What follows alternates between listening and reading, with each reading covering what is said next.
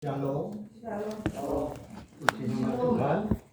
Oleh kemurahan Tuhan kembali saya diberi kesempatan oleh Bapak Gembala untuk berdiri di sini. Dalam kesempatan ini saya akan bersaksi tentang apa yang telah saya alami selama pelayanan saya kepada Tuhan, ya, dari petugas mengepel gereja.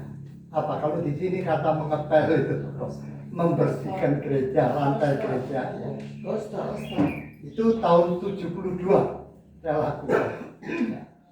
Mengepel gereja, membersihkan bangku-bangku gereja di gereja Petemon, ya, Petemon. Itu yang digembalakan oleh Bapak Berko, ya, yang menggembalakan jemaat di Rafidin, ya. Tentu banyak saudara yang kenal. Itu tahun 72 saya lakukan.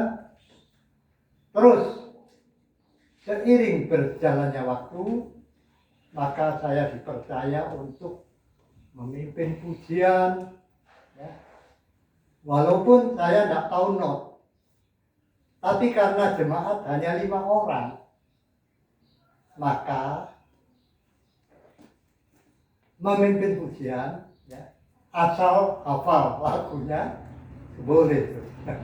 Karena yang dari permulaan yang kecil ini kemudian berkembang sampai jemaatnya mencapai kira-kira 100 orang, ya. Itu kesaksian yang saya alami di dalam memulai pelayanan saya di Petemon. Kemudian waktu berjalan, dan itu membuat saya memiliki banyak pengalaman dalam ladang Tuhan. Walaupun saya bukan gembala, saya hanya waktu itu sebagai penatua jemaat, ya, di Petemon. Tapi banyak hal-hal yang saya boleh pelajari. Nah, dalam kesempatan ini, ya, saya ingin menyaksikan perjalanan gereja, ya, yang kalau di GKMI Gloria ini sudah berjalan 7 tahun. Selama mulai dibuka gereja ini, ya, Ibu Lince, ya, Rumagit, ya, waktu itu sudah bergabung dengan kami di sini, ya, direkam, ya, ya, karena ini penting bagi yang tidak hadir supaya bisa mendengarkan apa yang menjadi kesaksian saya. Hadir semua, ya? Semua yang hadir, puji Tuhan. Jadi selama pelayanan di GKMI Gloria ini, Ibu Lince Magid ini sudah bergabung dengan kami, ikut bersama-sama membangun pelayanan di sini.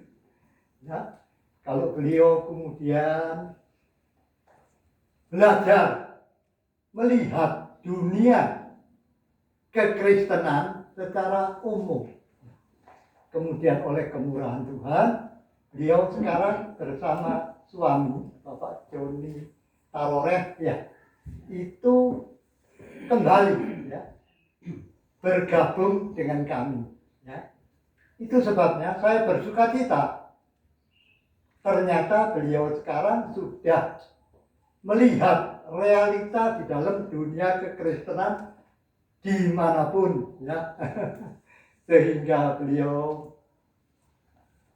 sekarang bergabung dengan kami mendukung pelayanan Bapak Gembala di tempat ini, ya. Sebagai kesaksian yang akan saya sampaikan pada pagi menjelang siang ini, ya, saya akan ambil dari Kisah Rasul, ya, pasal yang ke-6, mulai ayat 1 sampai ayat yang ke-7. Kisah Para Rasul pasal yang ke-6 mulai ayat 1 sampai dengan yang ke-7. Ini jam berapa mulai? Jam berapa sekarang? Jam 9 kurang. Ya. Nanti jam setengah 10 saya akan akhiri ya. Kelar, tidak kelar, saya akan akhiri kesaksian ini karena waktunya nanti ada pengumuman, ada doa penutup dan lain sebagainya. Maka tenggang waktu yang saya gunakan kesempatan untuk kesaksian ini yaitu sampai jam setengah 10. Paling lewat ya setengah 10 lewat 5. Ya. Nah, kemudian nanti saya serahkan kembali kepada hambanya. Nah, itu sebabnya dalam kesempatan ini, jadi ada kesempatan berapa tadi? 45 menit ya. Ya. Jadi kita harus mengatur waktu, kata Pak Gembala. Jangan kita diatur oleh waktu, tapi kita yang mengatur waktu. Ya. Itu Pak Gembala itu hari sampaikan. Ya. Nah, saya juga akan menyampaikan apa yang menjadi pengalaman di dalam hidup saya selama berada di ladang Tuhan. Suka duka saya alami. Ya. Itu sebabnya kita mau belajar dari pengalaman bersama Yesus. Bukan pengalaman kita di dalam melayani dengan kekuatan kehebatan kita, tetapi pengalaman bersama Yesus. Ya, ini judul dari apa yang menjadi tema atau kesaksian saya pada saat ini. Ya, semua bisa mendengar ya. Nah, sebab saya ini bahasanya, kata-katanya itu masih kental bahasa Jawa, sehingga bagi saudara-saudara kita di sini itu mungkin sulit dimengerti. Tapi saya akan berusaha menyampaikan pelan-pelan supaya bisa dimengerti. Kemudian saya meminta nanti saudara Joseph untuk membaca ya Kisah Para Rasul pasal 6 ayat 1 sampai 7 dan dibaca ayat per ayat ya, ayat per ayat supaya jelas. Nanti Opak tidak akan menjelaskan panjang lebar mengenai apa yang tertulis di dalam Kisah Para Rasul ini. Sebab Kisah Para Rasul itu ya ditulis oleh penulis yaitu Lukas. Lukas ditujukan kepada Theophilus. Ya, Theophilus. Nah, kemudian tulisan ini diberi judul besar, tema besar yaitu oleh Lukas ini Kisah Para Rasul. Kisah Para Rasul itu adalah perjalanan pengalaman para rasul-rasul waktu itu, yaitu murid-murid Tuhan yang terdiri dari 12 orang ini, yang 11, yang satu Yudas sudah mati, kemudian tinggal 11. Kemudian para rasul ini memutuskan untuk mengambil atau menetapkan seorang pengganti dari Yudas Iskariot ini untuk dimasukkan dalam hitungan para rasul. Dan pada waktu itu ya Roh Kudus belum turun, sehingga mereka di dalam memilih pengganti dari Yudas Iskariot ini adalah melalui undian. Undian, akhirnya Matias yang terpilih, Kemudian Matias ditetapkan untuk menggenapi kekosongan dari tempat yang ditinggalkan oleh Yudas. Kemudian Matias ini masuk di dalam bilangan murid Tuhan atau disebut rasul, ya. Ini kisah para rasul ini ditulis oleh Lukas, ya, sebagai perjalanan para rasul untuk melakukan pelayanan-pelayanan. Jadi waktu itu belum diambil keputusan, ketetapan, ya, tapi masih merupakan kebijaksanaan. Ya. Itu sebabnya saya mengambil tema ini, karena apa yang saya sampaikan ini bukan keputusan, bukan juga peraturan, tapi hanya kisah di dalam hidup hamba sebagai seorang hamba yang waktu beberapa hari lalu saya sampaikan dalam kesaksian saya bahwa saya mencapai usia 80 tahun ini, saya mau memberikan hidup saya yang sisa ini, yang notabene mata saya sudah buta, tidak melihat apa-apa, ya.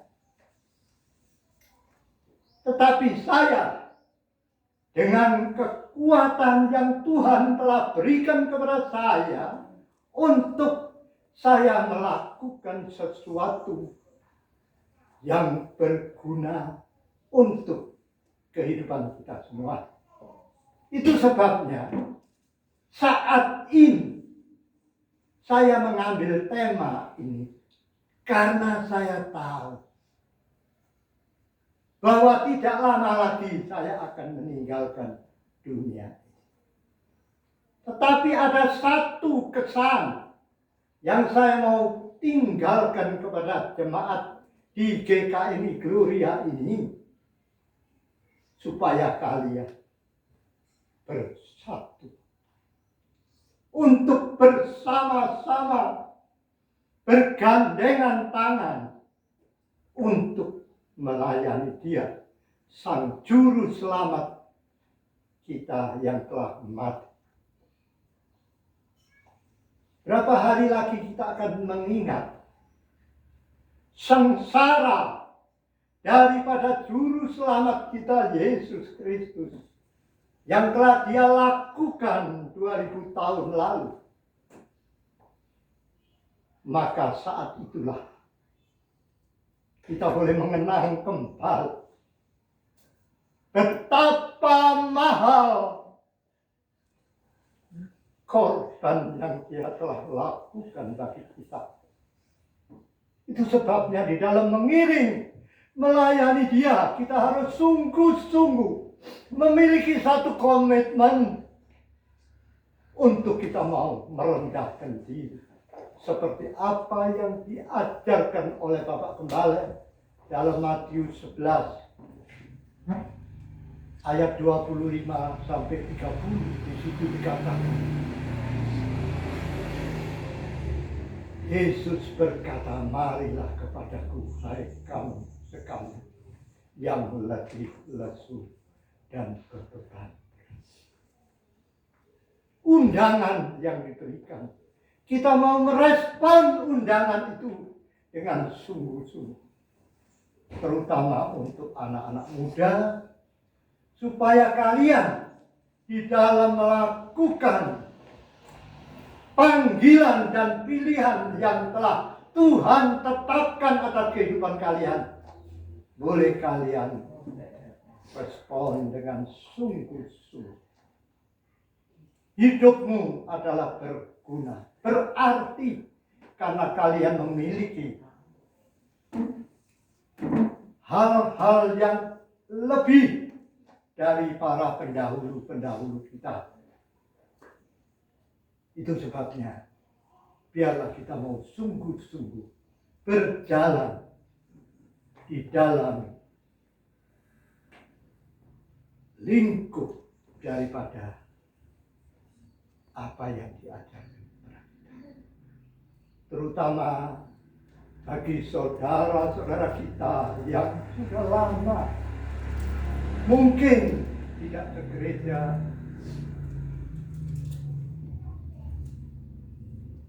dan pada saat saudara kembali ke gereja, saudara melihat keadaan gereja kok seperti ini. Biarlah saudara jangan putus asa, jangan hilang harap, tapi saudara tetap boleh maju dan maju untuk melihat dia. Itu sebabnya saya minta saudara Joseph baca dari Kisah Rasul pasal 6 ini ayat 1 sampai 7. Jadi sebutkan ayat 1, ayat 2 ya. Nanti kalau sudah ayat 7 katakan amin ya. Baca dengan keras, pelan-pelan ya. Kita semua mendengarkan. Kalau saudara membawa Alkitab ya, baca melalui Alkitab saudara masing-masing. Ya, mulai. Kisah Para Rasul 6 ayat 1. Pada masa itu, ketika jumlah murid makin bertambah, timbullah sungut-sungut di antara orang-orang Yahudi. Timbullah sungut-sungut di antara orang Yahudi. Kenapa? Kok timbul persungutan? Ya. Gereja mula-mula yang masih baru. Kenapa timbul persungutan di antara orang Yahudi yang menggunakan bahasa Yunani? Ya, betul. Yang berbahasa Yunani. Ya, betul ya. Jadi orang-orang Yahudi yang sudah menjadi Kristen, tapi mereka ini Kristen Goyim. Ya. Mereka itu dari orang-orang Yahudi yang merantau, kemudian kembali ke Yerusalem. Mereka itu menggunakan bahasa Yunani waktu itu ya. Jadi itu penjelasannya. Jadi mereka ini kenapa bersungut-sungut? Ya, coba lanjut ayatnya berikut. Berbahasa Yunani terhadap orang-orang Ibrani. Terhadap orang-orang Ibrani. Orang-orang Ibrani ini adalah orang Ibrani ya, asli. Dia penduduk di Yerusalem ya. Dan mereka ini menggunakan bahasa Ibrani ya. Nah, kalau orang-orang Yahudi tadi yang berada untuk dia berbahasa Yunani ya. Orang Yahudi tapi bahasanya Yunani ya, karena mereka sudah merantau kemudian kembali dan lain sebagainya. Lanjut. Karena pembagian kepada janda-janda mereka diabaikan. Karena pembagian kepada janda-janda. Pembagian terhadap janda-janda. Ini mengenai keadilan. Ya, berbicara tentang keadilan. Kenapa terjadi persungutan? Karena si A menuntut keadilan dari para rasul waktu itu. Ya, betul ya? Ya, betul ya? Betul. Ya, jadi mereka orang-orang Yahudi yang berbahasa Yunani ini bersungut-sungut. Kenapa diperlakukan tidak adil? Karena bagi orang-orang yang berbahasa Ibrani ini diperhatikan.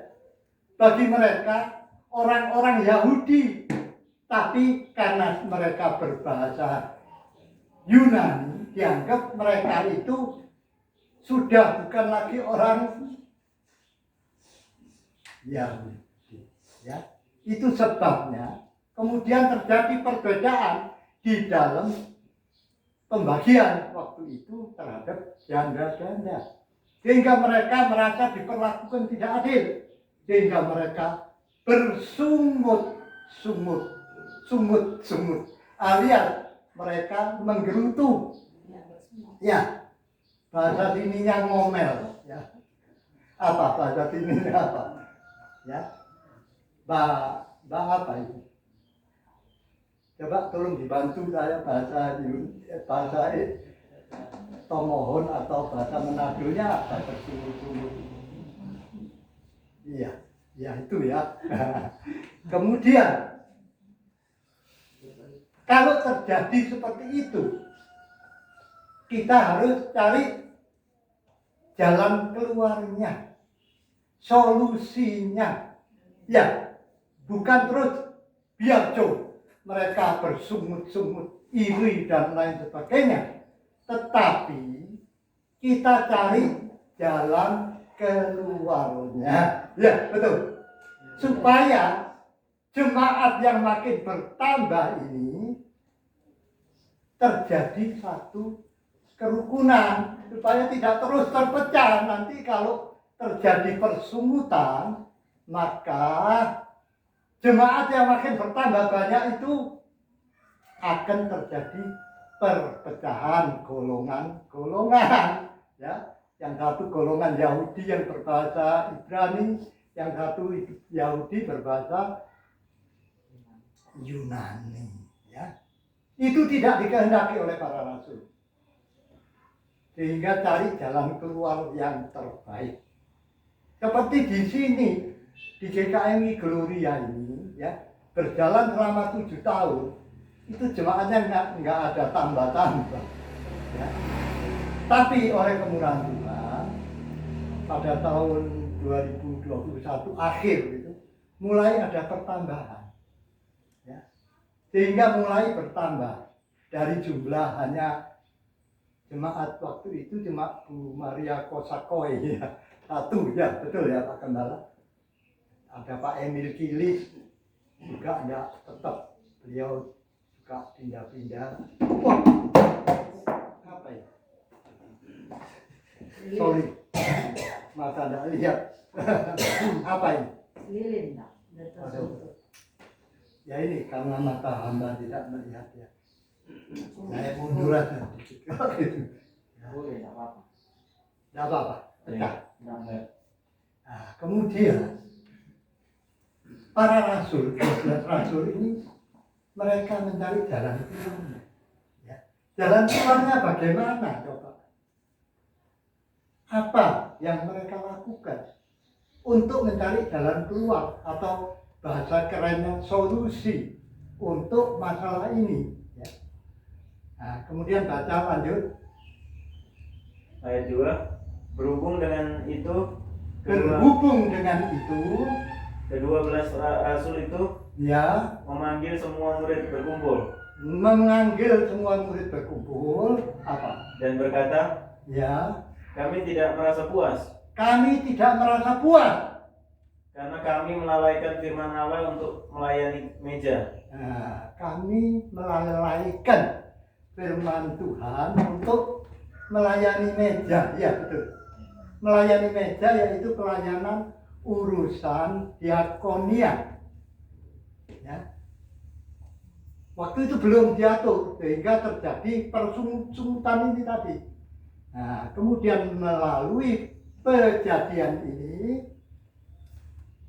12 murid berkumpul untuk memanggil semua murid-murid waktu itu untuk berkumpul. Ya, dan rasul-rasul berkata, kami tidak puas. Ya. Karena melayani pelayanan meja ini, pelayanan kebutuhan sehari-hari mengenai janda-janda aturan ini, sehingga mengganggu pelayanan daripada pelayanan firman. Yang sebenarnya pelayanan firman ini sangat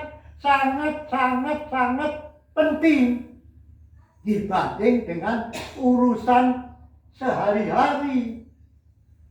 Ya, itu sebabnya kemudian para rasul memanggil semua dan menetapkan 7 orang yang penuh dengan Roh Kudus. Kalau pada pemilihan pertama untuk menggenapi kekosongan yang ditinggalkan oleh Yudas ini, mereka memilih pakai undi karena itu mengikuti aturan Taurat. Tapi setelah Roh Kudus turun, maka di dalam memilih itu dipilihlah orang yang penuh Roh kudus. 7 orang ditetapkan, dipilih, ya, di luaran baik namanya, tidak orang yang lain-lain, tapi orang yang baik. Kemudian dipilihlah 7 orang. Ya. Halo, terus. Ayat 3. Karena itu saudara-saudara, pilihlah 7 orang dari antaramu Ya, yang terkenal baik ya, dan yang penuh roh dan hikmat. penuh roh dan hikmat. Ya, bukan roh saja, tapi juga hikmat. Kalau penuh roh saja, bagus. Tapi masih satu sisi, ya. Hikmat firman itu satu sisi, sehingga 2 sisi. Kalau listrik, aliran ini listrik, kalau hanya 1 plus saja, tidak bisa menyala, tidak berguna. Jadi roh tanpa firman sesat. Kenapa? Kalau kita hanya berdasarkan roh, tidak berdasarkan juga firman, maka kita tidak tahu arah kemana kita akan berjalan. Ya, kita hanya roh pimpin kita. Sesat karena tidak ada firman. Firman saja tanpa roh tidak bisa juga, karena itu akan membuat kita sombong. Segala sesuatu bisa aku lakukan dengan hikmat, dengan kuasa. Firman, tapi tidak lengkap. Jadi kita harus memiliki roh dan hikmat. Ya, jadi lengkap. Kehidupan kekristenan kita tidak bisa berjalan satu sisi saja. Tapi kita harus berjalan di dalam roh dan kebenaran, sehingga kita memiliki kekuatan yang bisa membuat terang menyala. Ini apa ya? Aduh, turun. Aduh.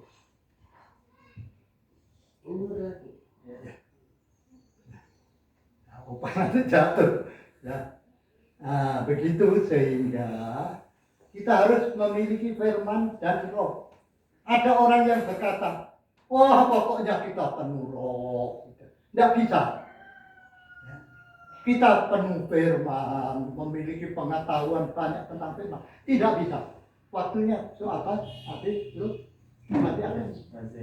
Masih ada ya. Nanti kalau habis waktunya kasih kode ya. Gitu ya. Gitu nanti lupa berhenti ya. Nah, kemudian kalau kita sudah memiliki apa yang dikatakan tadi oleh ayat dari Kisah Rasul pasal 6 tadi, ayat berapa? 4 ya tadi ya? 3 ya. Nah, sekarang kita lanjut ayat 4 ya. Nah. Dan supaya kami mengangkat mereka untuk tugas itu. Ayat 4. Dan supaya kami sendiri dapat memusatkan pikiran dalam doa dan pelayanan firman. Ini tujuannya. Para murid-murid Tuhan memanggil orang berkumpul, memilih 7 orang yang memiliki roh dan hikmat. Maka di situ dikatakan, jadi supaya kami boleh melakukan tugas pelayanan ini hanya untuk apa? Firman dan doa. Ya, betul. Nah, itu tugas gembala.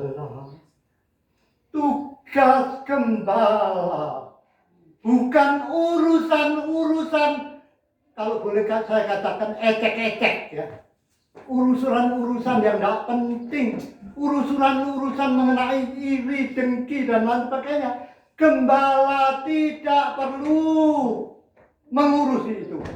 Ya betul ya, itu ayat 4 ya tadi. Nah, mengerti kan? Gampang kan? Itu sebabnya opak yang sudah tua bersama hambanya Bapak Toyo oleh Tuhan untuk bersama-sama mengawal. Kalau dalam gelanggang olahraga sepak bola itu ada kiper. Kiper itu gembala, nggak boleh keluar. Itu tugas gembala untuk berdoa dan melayani. Tugas urusan yang ecek-ecek ini tadi, datang Bapak Toyo, datang Bapak Onesimus, setuju? Ya, setuju ya. Karena apa? Itu firman, ya. Itu firman kebijaksanaan untuk membuat sungutan-sungutan tadi tidak ada. Tidak ada jemaat di GKMI Gloria ini yang diistimewakan. Ya. Saya katakan, kalau boleh agak sombong, biar wali kota maupun siapapun tidak ada yang diistimewakan, semua sama. Kita karena jemaat Tuhan, ya, saudara. Itu sebabnya apa yang kita lakukan itu kemudian oleh kemurahan Tuhan di tahun 2022 ini saya berusia genap 80 tahun dan hambanya Bapak Toyo ini juga 80 tahun, tapi beliau lebih tua dari saya 1 bulan 5 hari. Jadi beliau lahir tanggal 14 atau 15 bulan Februari, saya 19 Maret. Ya, betul ya Pak Toyo? Itu sebabnya saya sebagai penjaga garis akhir bersama hambanya Bapak Toyo, ya, telah ditetapkan sebagai penatua jemaat di sini. Kalau saudara-saudara ada urusan apapun, jangan dulu ketemu Pak Gembala, temui kami. Ya. Nanti ada nomor teleponnya Pak Toyo, ya, akan segera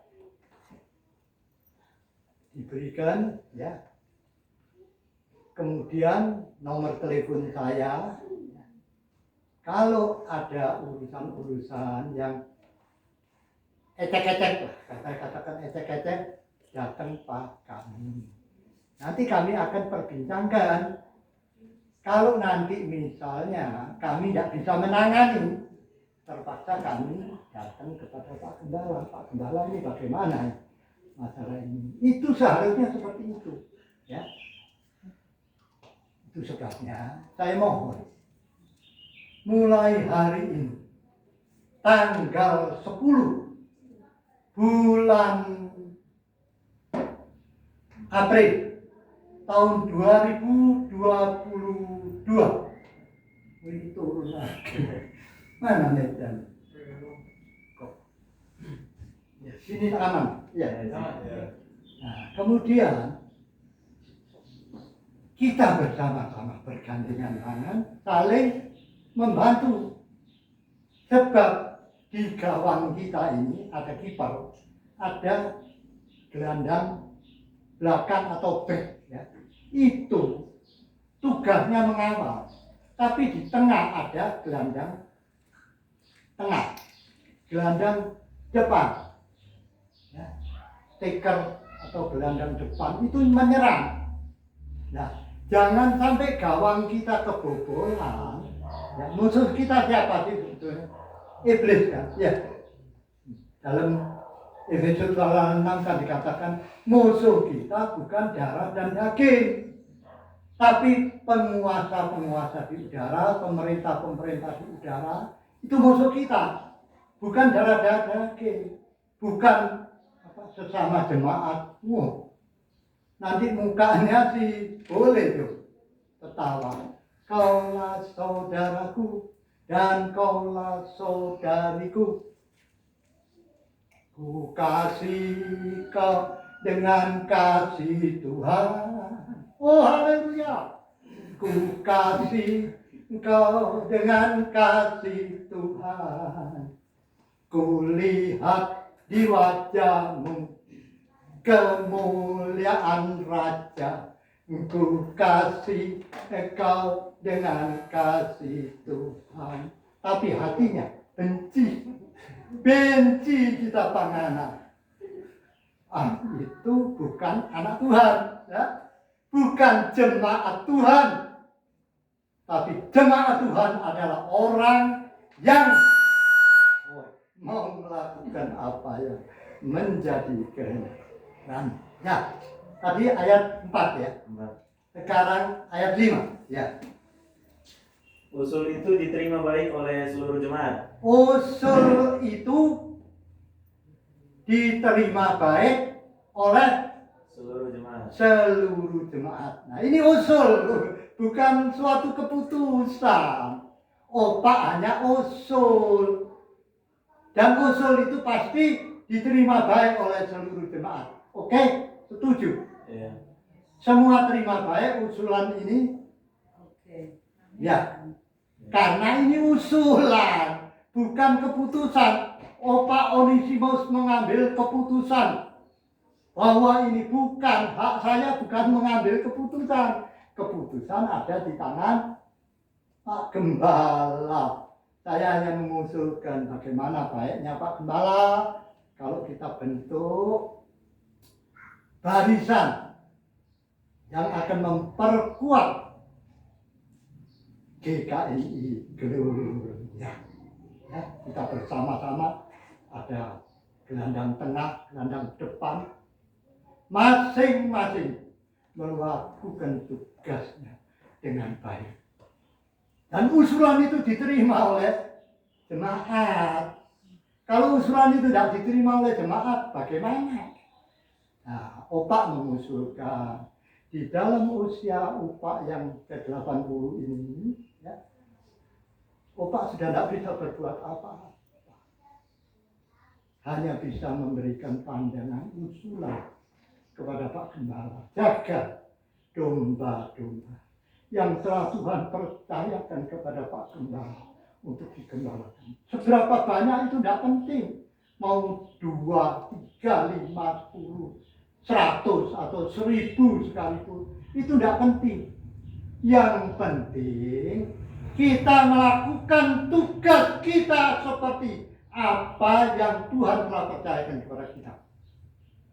Ya, kita bersama-sama menjaga gawang pertahanan kita untuk menghadapi tipu muslihat dari si iblis yang dengan segala cara berusaha untuk memecah belahkan kita. Ya, puji Tuhan. Itu sebabnya. Sudah habis waktunya? Belum. Lanjut. Lalu mereka memilih Stefanus, seorang yang penuh iman. Seorang yang penuh iman dan Roh Kudus.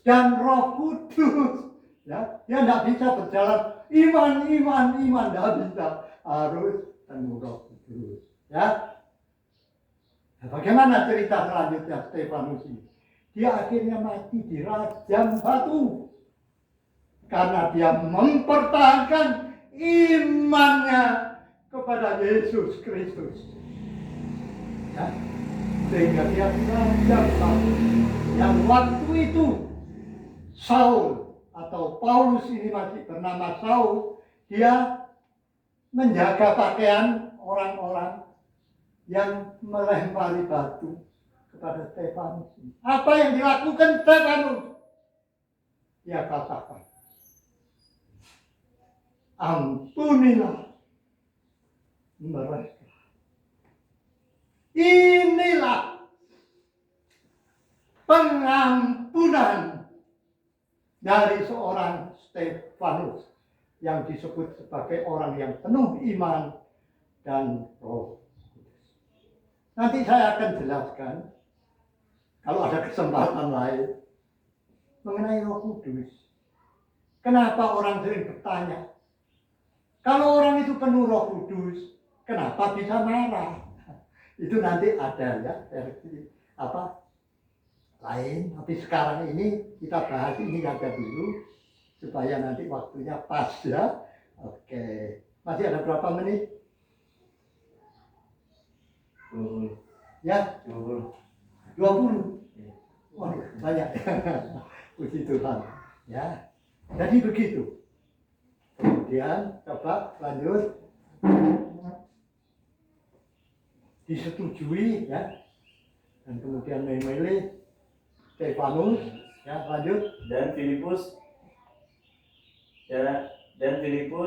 Ya. Prokorus, Nikanor, Timon, Parmenas dan Nikolaus, seorang penganut agama Yahudi dari Antioquia. Nah, Nikolaus ini seorang penganut agama Yahudi dari Ethiopia, ya. Antioquia. Antioquia. Ya.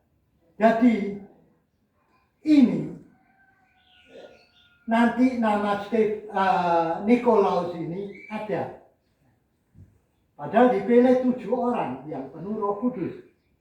Nanti Nikolaus ini membelot ya, dari 7 orang ini. Nah, itu penjelasan nanti mengenai kenapa Nikolaus ini dia yang dipilih dari 7 orang penuh Roh Kudus ini, kok dia bisa membelot ya. Kenapa? Pertanyaannya nanti yaitu berhubungan dengan orang yang penuh Roh Kudus tapi bisa keluar dari lingkup murid-murid Tuhan pada waktu itu. Sehingga dalam perjalanan kekristenan kita itu ada hambatan. Tidak mulus kalau kita sudah penuh Roh Kudus, mulus sampai di tujuan tanpa halangan. Tidak. Tuhan sengaja memberikan kepada kita hambatan, halangan, rintangan, kesukaran, supaya orang-orang Kristen ini menjadi kehidupan yang tangguh, bukan kehidupan yang manja. Sudah 20 tahun jadi orang Kristen masih kanak-kanak yo. Mami beli akan kita es krim. Ini boleh karena ngana batuk hari ini. Aduh, mami jahat. Oh, bagaimana? Kalau kekristenan seperti itu tidak bertumbuh. Tapi dalam Kisah Rasul ini, murid-murid mengajak kita untuk bertumbuh bersama. Sehingga kita boleh menjadi terang dan garam untuk menerangi dan mengasingkan dunia yang so penuh kegelapan. Itu sebabnya kita sebagai orang Kristen disebut jemaat Tuhan itu harus memiliki suatu tujuan yang pasti untuk kita boleh bertumbuh. Bukan hanya bertumbuh, tapi kita harus sampai kepada titik di mana Tuhan kehendaki, yaitu kita harus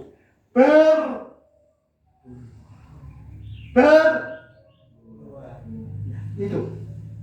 Kalau kita hanya sebagai tumbuhan yang hanya bertumbuh, memiliki daun yang rindang, tapi tidak berbuah, tidak ada gunanya. Seperti pohon yang ditanam di tengah kebun anggur. Pohon ara ini sudah 3 tahun tidak berbuah. Pemilik datang, siapa? Dia tidak berbuah, sudah 3 tahun. Menyempitkan tanah, tebang yuk. Tapi penunggu berkata, Tuhan, berikan kesempatan kepada hamba untuk mencangkul keliling dari pohon. Dan hamba mohon diberi kesempatan untuk memberi pupuk. Mohon waktu 1 tahun untuk hamba merawat. Kalau 1 tahun nanti tidak berbuah, silahkan jauh. Tuhan berkuasa untuk menentukan. Hamba hanyalah sebagai hamba yang engkau beri kepercayaan untuk membuat pohon ini berbuah. Tetapi kuasa ada di dalam tangan. Kami hanyalah hamba-hambamu yang tidak memiliki kekuatan kemampuan. Kami hanyalah hamba-hamba yang engkau utus, engkau tetapkan untuk melakukan tugas yang kami terima. Selama 50 tahun, hamba melayani, membantu gereja yang masih jemaatnya 5 orang, sampai kemudian bertumbuh menjadi 100 orang. Terus dan kita pindah ke sini. Kita membantu pelayanan di satu tempat. Juga begitulah ya, akhirnya kami mendirikan tempat ibadah di sini dengan satu tujuan, dengan satu tekad, dengan satu motivasi. Tuhan, bawa domba-domba yang tidak tergembala. Kami siap menampung mereka, melayani mereka. Dan itulah beban yang kami harus konsekuen untuk menerima apa yang Tuhan sudah percaya di mereka. Saudara-saudaraku, sidang jemaat yang dikasihi oleh Tuhan, biarlah kita mau bersama-sama bergandengan tangan untuk saling melakukan tugas kita masing-masing sesuai dengan apa yang Tuhan telah percayakan kepada kita.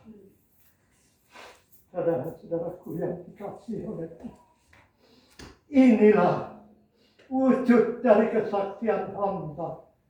Seorang hamba yang tidak berguna, yang tidak memiliki apa-apa.